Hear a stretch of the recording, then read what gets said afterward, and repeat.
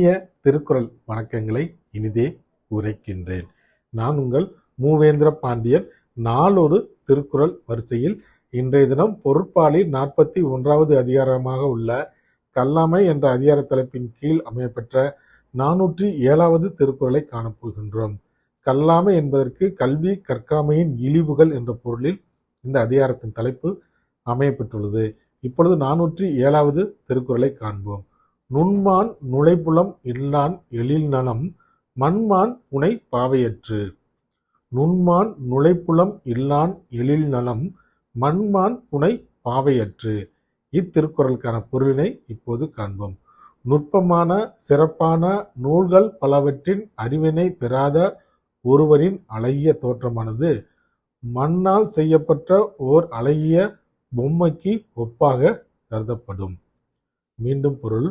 நுட்பமான சிறப்பான நூல்கள் பலவற்றின் அறிவினை பெறாத ஒருவரின் அழகிய தோற்றமானது மண்ணால் செய்யப்பட்ட ஓர் அழகிய பொம்மைக்கு ஒப்பாக கருதப்படும் என்பது இத்திருக்குறளுக்கான பொருளாகும். வள்ளுவரின் வழியினை பின்பற்றி வாழ்வில் வெற்றி காண்போம். வாழ்க தமிழ், வளர்க தமிழ்நாடு. நன்றி, வணக்கம்.